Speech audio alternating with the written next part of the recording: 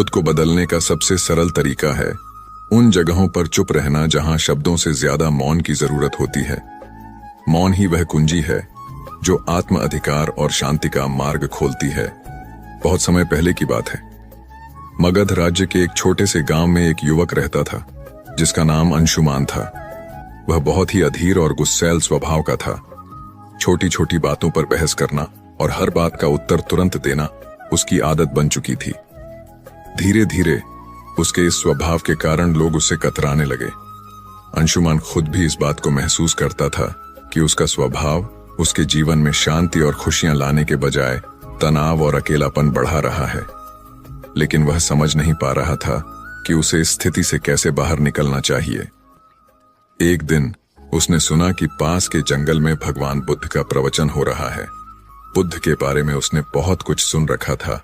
उनकी करुणा, उनका ज्ञान और उनके द्वारा दी गई जीवन की शिक्षाएं। यह सुनकर अंशुमान ने सोचा, शायद मुझे मेरे सवालों के जवाब वहां मिल जाएं। वह जल्दी ही प्रवचन स्थल पर पहुंचा। वहां बड़ी भीड़ जमा थी। बुद्ध अपने सरल और स्पष्ट शब्दों में जीवन की गहराइयों को समझा रहे थे।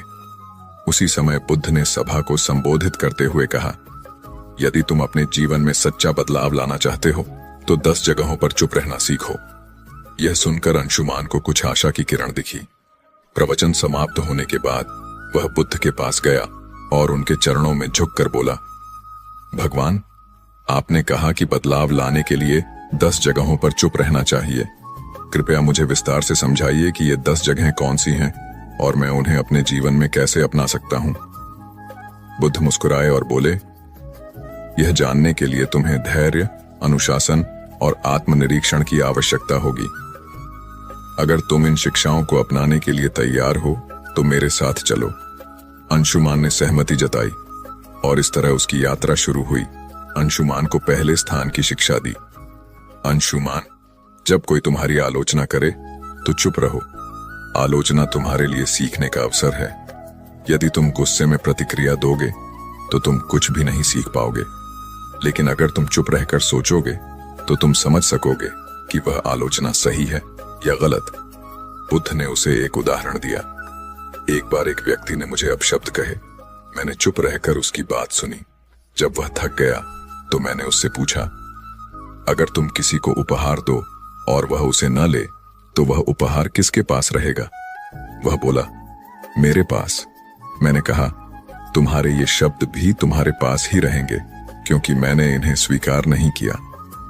अंशुमान ने इसे अपने जीवन में अपनाने का निर्णय लिया। शुरुआत में यह कठिन था, लेकिन धीरे धीरे उसने महसूस किया कि आलोचना सुनने के बाद चुप रहने से वह आत्मनिरीक्षण कर पाता है।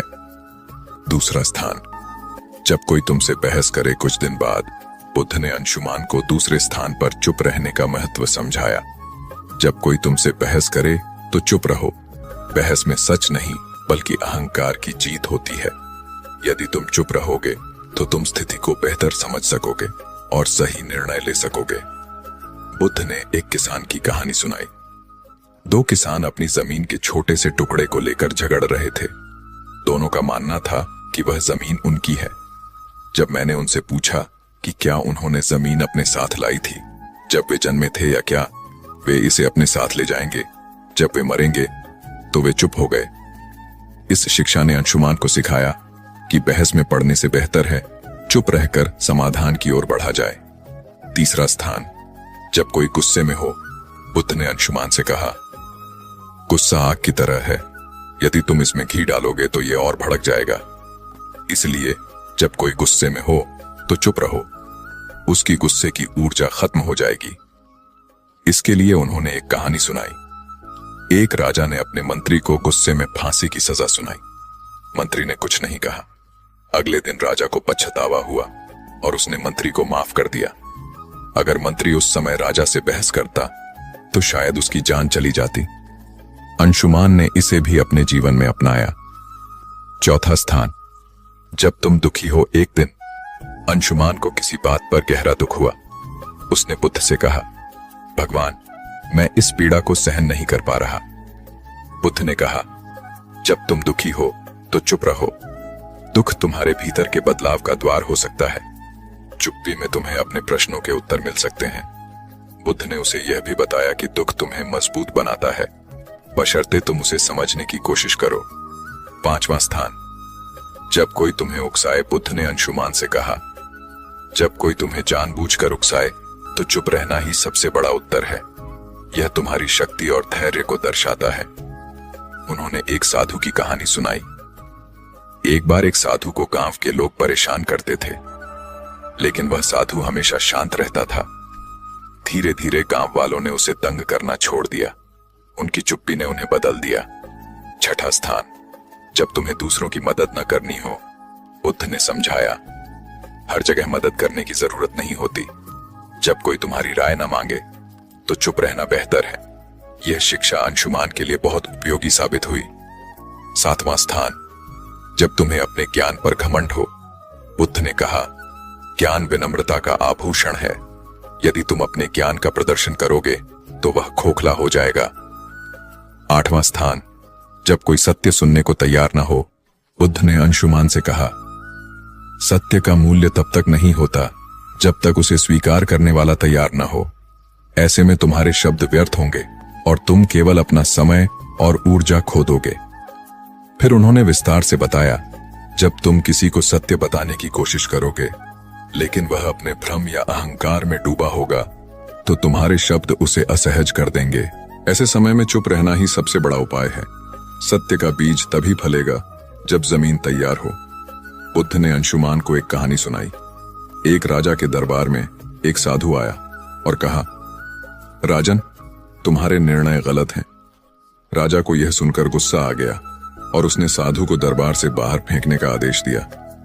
साधु ने जाते जाते कहा, सत्य कहने का समय अभी नहीं आया। जब तुम्हारा मन इसे समझने के लिए तैयार होगा तब मैं लौटूंगा।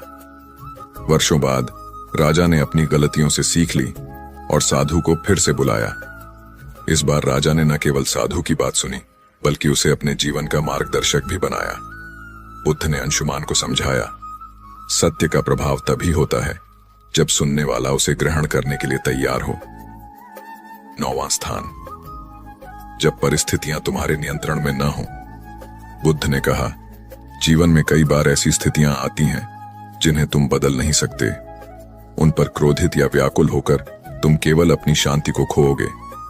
ऐसे समय में चुप रहना ही सबसे बुद्धिमानी है। उन्होंने समझाया, चुप रहना कोई कमजोरी नहीं बल्कि धैर्य और संतुलन का प्रतीक है। जब परिस्थिति तुम्हारे बस में नहीं हो तो उसे स्वीकार करो और शांत रहो। यही मानसिक शक्ति का आधार है। बुद्ध ने एक घटना का जिक्र किया। एक बार एक किसान ने बुद्ध से पूछा, मेरा खेत सूखा पड़ा है, बारिश नहीं हो रही, मैं क्या करूं? बुद्ध ने उत्तर दिया, तुम बारिश नहीं बदल सकते, लेकिन तुम अपनी मेहनत को दिशा दे सकते हो। चुप रहो और अपने खेत के लिए वैकल्पिक उपाय खोजो। शांति से सोचो और समाधान खुद आ जाएगा। किसान ने यही किया और जल्द ही उसकी समस्या हल हो गई। बुद्ध ने कहा, जब परिस्थितियां तुम्हारे नियंत्रण में न हो तो चुप रहकर धैर्य और समाधान की दिशा में काम करना ही तुम्हारी सबसे बड़ी ताकत है। 10वां स्थान, जब तुम्हारा दिल भर जाए। बुद्ध ने अंशुमान से कहा, जब तुम्हारा हृदय कृतज्ञता, प्रेम और शांति से भर जाए तो इसे शब्दों की आवश्यकता नहीं होती। ऐसी स्थिति में चुप्पी स्वयं एक भाषा बन जाती है। यह तुम्हारे भीतर की सबसे बड़ी खुशी है। उन्होंने इसे और स्पष्ट करते हुए कहा, कृतज्ञता का सबसे शुद्ध रूप मौन में प्रकट होता है। जब तुम अपने जीवन में आनंदित महसूस करो तो इसे बाहरी अभिव्यक्ति की आवश्यकता नहीं होती। यह चुप्पी तुम्हारी आत्मा की खुशी का प्रतीक होती है। एक प्रेरणादायक कथा। बुद्ध ने अंशुमान को एक छोटी कहानी सुनाई। एक बार एक शिष्य को उसके गुरु ने आत्मज्ञान का अनुभव कराया। शिष्य का हृदय कृतज्ञता से भर गया। उसने गुरु से कहा, मैं आपको धन्यवाद देना चाहता हूं, लेकिन शब्द पर्याप्त नहीं लगते। गुरु मुस्कुराए और बोले, तुम्हारी चुप्पी ही मेरे लिए सबसे बड़ा धन्यवाद है, इसे बनाए रखो। बुद्ध ने समझाया, जब दिल भर जाए तो शब्दों की आवश्यकता नहीं होती।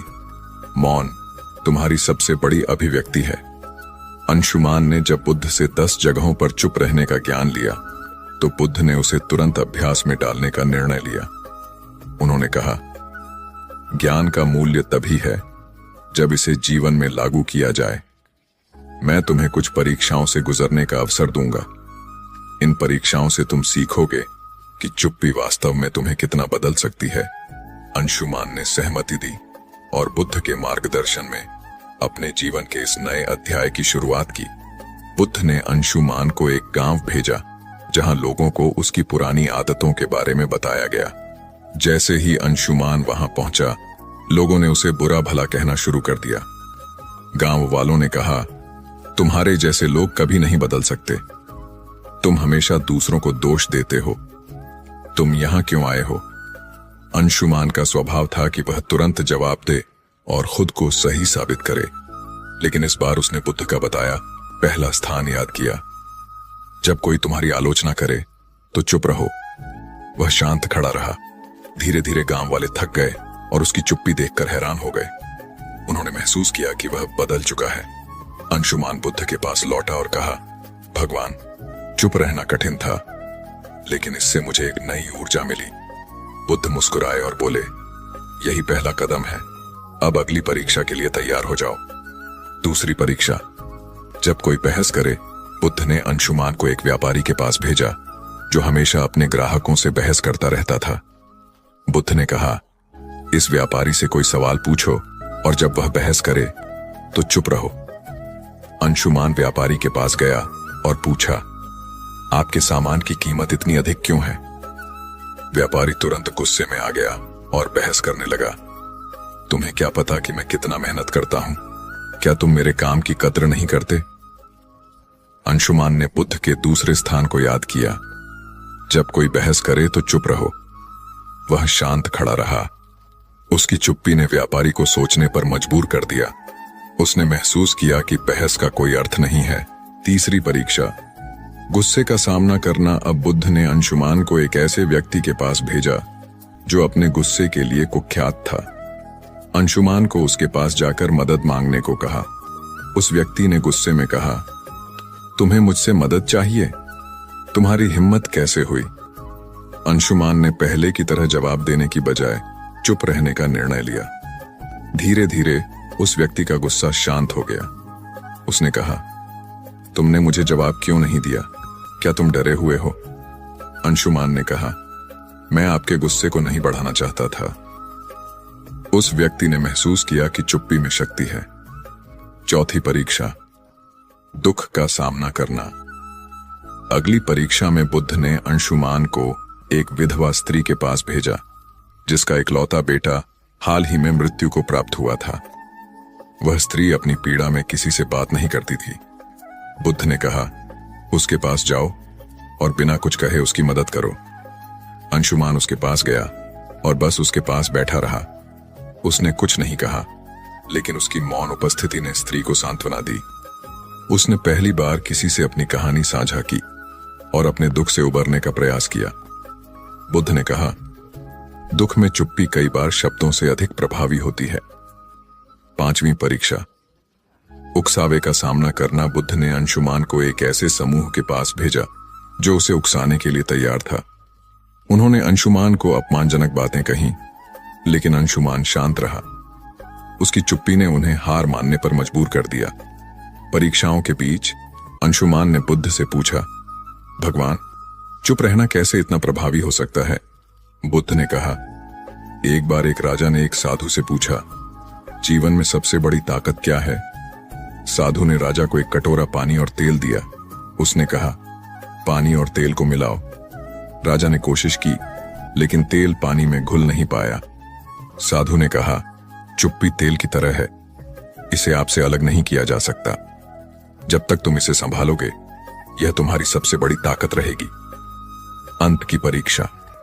जब दिल भर जाए, अंत में बुद्ध ने अंशुमान को खुद से एक और परीक्षा लेने को कहा। उन्होंने कहा, जब तुम्हारा दिल खुशी और कृतज्ञता से भर जाए, तब चुप्पी को अपनाओ। अंशुमान ने महसूस किया कि जब वह अपनी सभी परीक्षाओं में सफल हुआ, तो उसका दिल शांति और आनंद से भर गया।